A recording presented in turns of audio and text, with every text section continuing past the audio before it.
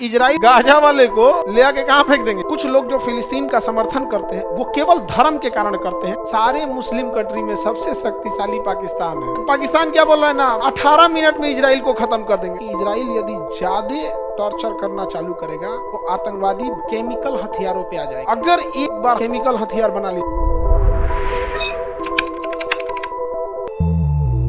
ये देखिए जॉर्डन, ये मिस्र, ये सीरिया। इजराइल कह रहा है मिस्र से। मिस्र तो बड़ा देश है।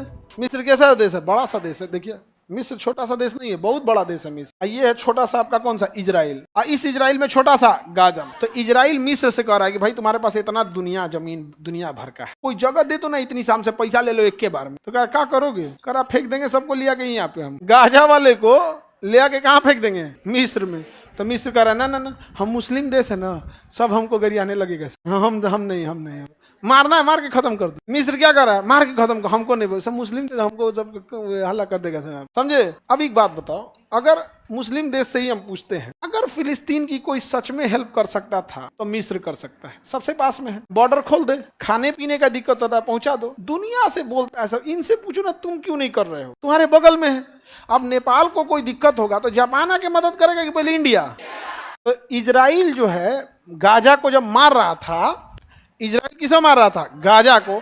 इधर से नेवी से मार रहा था, इधर आर्मी से मार रहा था, और ऊपर में एयरफोर्स से मार रहा था। तो यह इजराइल ने मिस्र से कहा था कि तुम भी इधर टैंक लगा के रखो, भागे सब नहीं। मुस्लिम कंट्री कौन? मिस्र।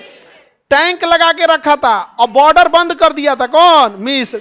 अब पूरे सेना को कहा था शूट एट साइड, कोई इधर आएगा तो मार देना। जो इधर गया था उसको मार रहा था सब गोली, पहले हवाई फायरिंग मार रहा था सब, यहाँ पे बंद कर दिया ना, यहाँ से कुछ नहीं। आप समझ में आ गया कि नहीं आ गया? कोई दिक्कत? कहेगा सर हम लोग इसी मदद के। भारत तो अभी भी कहता है कि दो ही राष्ट्र होना चाहिए, जबकि हमें फिलिस्तीन से कुछ नहीं मिलने वाला है। और कुछ लोग जो फिलिस्तीन का समर्थन करते हैं वो केवल धर्म के कारण करते हैं और बोलते हैं कि इंसानियत के नाते। यही खराब लगता है। खुल के बोलो भैया, इंसानियत यूक्रेन में नहीं दिख रही है। पहलगाम में हमला हुआ, 28 लोग मर गए, इंसानियत नहीं दिखी? हाँ, नक्सलाइट मार रहे हैं सब मासूम लोगों को, इंसानियत नहीं दिख रही है? इंसानियत का गाजा में दिखेगी? ऐसा कुछ नहीं। तो मुंह पे बोलना चाहिए किसी चीज। आपका जो धर्म है उसी धर्म के लोगों को इजराइल मार रहा है, इस वजह से थोड़ा दिक्कत हो रहा है। बाकी आप सब लोग मिलकर हेल्प कीजिए। जिसको हेल्प करना होगा करेगा, जिसका नहीं हेल्प होगा नहीं होगा। यहाँ पे कहते नहीं इंसानियत को ध्यान में रखे, तो लोग कहते हैं हमारा इंसानियत का चिंता नहीं। तो कहता है कितना खराब आदमी। लोग बेवकूफ नहीं है, लोग बेवकूफ। अभी भी हम कहते हैं कि जिसको इजराइल से लड़ना है 57 अपनी आर्मी बनाओ, जैसे नाटो बनाए हैं सब, युद्ध कर दो, जीत जाओ। मना किए हम, मार दो।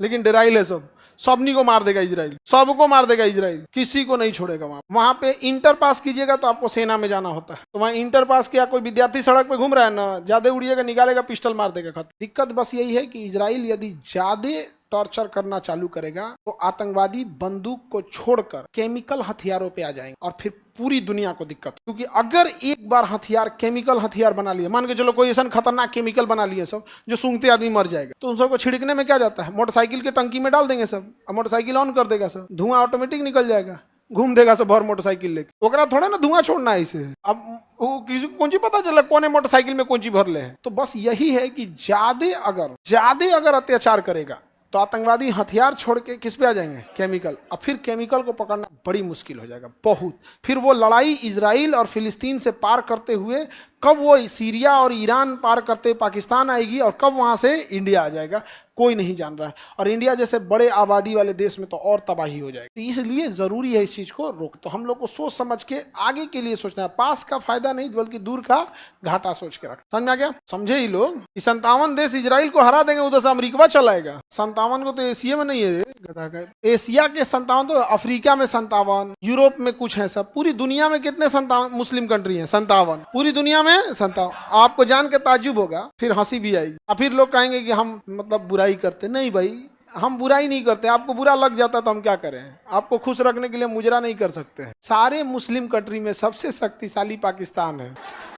अब बोलो, हम बोले थे ना तुमको कि तुमको हंसी भी आएगी। अब आ रहा है हंसी। अब बताओ हम क्यों किसी की बुराई करेंगे? लाइव वाला भी हंस रहा है, पियर सीआर बना के हंसता है, पियर का सीआर बने हंस रहा है। सर अब बाकी 57 का क्या हाल होगा? बात तो बराबर है, जब सबसे शक्तिशाली का हाल ही है। 57 मुस्लिम कंट्री में सबसे शक्तिशाली